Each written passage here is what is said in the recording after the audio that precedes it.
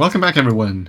Today, in the last episode of our Unstackable item sorting series, we're going to take a look at how to get item holding drowns. Let's go.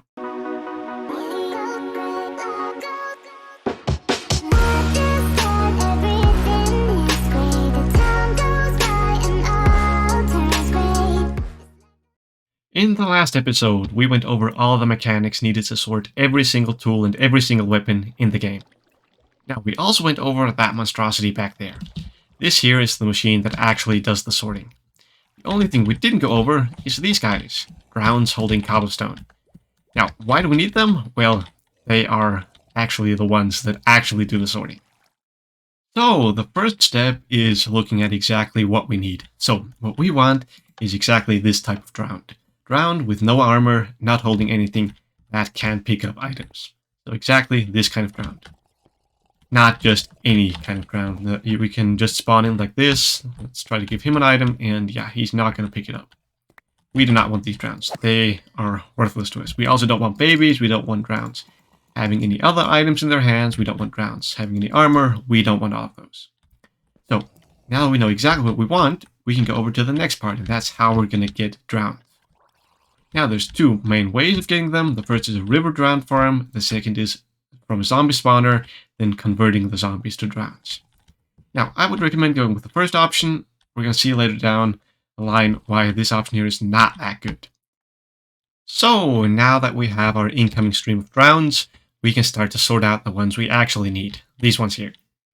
First of all, we're going to check if it's a baby. If it's a baby, we kill it. It's a baby. We kill it. Please don't quote me out of context on that one. Anyways, moving on. Next up, is it holding anything, or does it have any armor? Now this here is where the zombie spawner becomes impractical, because zombies can spawn with armor. In Java Edition, drowns never spawn with armor, and that's really good in this case. So, if it doesn't have any armor, meaning if it didn't come from a zombie spawner, we can just move on. We can skip this step. Now the second part is it holding anything? Now with drowns, they can spawn with nautilus shells in their offhand. Now that might sound like a problem in the beginning, but actually it doesn't matter, because back here in this order, we sort out any stackable item. So we have unstackable items here, this item we actually want to sort, and the rest goes in here. So rotten flesh and nautilus shells would both end up in here. So nautilus shells do not pose a problem. Meaning we can completely skip this step if we use river drowns. Now next up, we have to check, can it pick up items? If it can, we give it cobblestone, and yay, we're done. We can send it off to the sorter. Okay, so now that we know what we want to do exactly, let's go over the actual contraption that does the work. So, up here we have the input where we input all the drowns. Then we take this fancy redstone here and sort out the babies. So that happens right here. Now the babies get dropped down here and die on this magma block here. Now we need to pick up the items here extremely fast using the hopper minecart, because if the other drowns fall down past these items, they might pick them up, and if they pick up an item up here, then they can't pick up anything down there, and we'll get killed. And we're going to lose out all of our sorting drowns. And we don't want that. So up here, we also have some water here and some magma blocks, so that the babies don't get stuck on these tripwire hooks right here. So we do not need to pick up the items here, because here they're just far away from the other drowns that come in, and they can just naturally despawn. Of course, if you want to get them, you can, but it's not really worth it. And next up, once we've sorted out the babies, they get put in this holding cell right here. Again, here we have a minecart to pick up any items we have here if they die of entity cramming. Next, we have this minecart here, and this little thing here. And this button here is just to start up the thing when you use it the first time, or when you don't have any drowns left and get some new ones in, and the thing stopped running. So then this minecart here picks up one drown at a time and drops it down here. Now, once it gets dropped down here, it falls all the way down here and triggers this mechanism. Now, this mechanism triggers somewhat of a timer that times this thing down here. So, what do we need that timer for? Well, if we break this block real quick, we can see in here, you can see that there's a cobblestone item on a pressure plate right there. So if the drown picks up that item, it's going to get dropped down here and go to the output. If it does not pick up that item after a specific set amount of time, which is set by this timer over here, or well, a bunch of repeaters actually, then it gets pushed over here and will killed. Now, what you saw just then was that item despawning. Now, that's going to happen from time to time, every 5 minutes, but I think you're going to have enough cobblestone to lose one piece every 5 minutes if you decide to build this thing. So, that doesn't really matter. Now, let's go test it out with some actual drowns. So, throwing them in here, a bunch of them.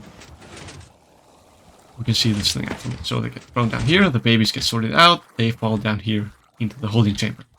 Now, once they're in there, we're going to have to press this button and send off the minecart. So that's going to pick up one at a time, send it over there, and drop it down. That gets sorted, sends the pulls up, and it gets the next round.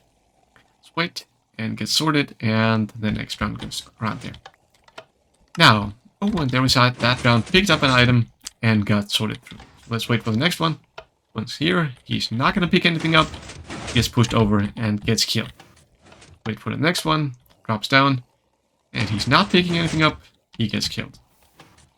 Let's wait for one that's going to pick something up again, just like that one, just so we can show that it works. Another one, you're not picking anything up. Okay, we're getting a bit unlucky here. Let's wait for another one, and he does not want to pick anything up either. Oh, and that guy had a fishing rod, so of course he's not going to pick anything up. Now, he's not picking anything up either. Maybe we can get lucky on the next one. And no, it does not seem like it, so we've just got one up till now. And yes, we got one that picked it up. As you saw, that guy could drop down here. Now we got him here in the output. Now, before you ask how many drowns actually are able to pick up items, well, the answer is not that simple. I'm going to put up a table right now, and these are the numbers on the Minecraft wiki. So it does not just depend on your local, on your difficulty, on your world difficulty, so normal, easy, or hard, but also on the local difficulty. Now, the local difficulty is the moon phase, how long you've played in the world, and how long that exact chunk has been loaded. If you want more information on that, I put the link down in the description, so please go read up on that. It's a bit complicated, and I don't want to go into that right now. So, now that we've got our drowns right here in the bottom, well, we can just pick them up with a minecart and put them in our sorters back there. But for now, we're just going to kill them, because we don't need that right now. This is just for show. And well, with that, we'd have that sorter complete. Just one more thing. This blue thing here and this blue line here are in case you do not want to sort out the babies or have an other input of drowns. You already sorted out the babies somewhere else and bring in the drowns via minecart. You can just drop them in here, the first one, and then send in a new one every time you get a pulse here. That's just integrated with this system up here in my design. But you can just take this bottom part here. And you can also just take out these 4 blocks here because they're not needed. It's just a further drop. That actually complicates things with needing this water source here so they don't die. But yeah, those are just some small things. You can tweak around however you like. So today we're going to skip the block by block tutorial because I've got something better for you. Today I'm going to give you a world download of this world with every single unstackable item sorter I have ever built on this channel. So go knock yourselves out. And if you want, you can just blow the whole thing up or, well, use it as intended and build them in survival and use this as a reference. But yeah, do whatever you want.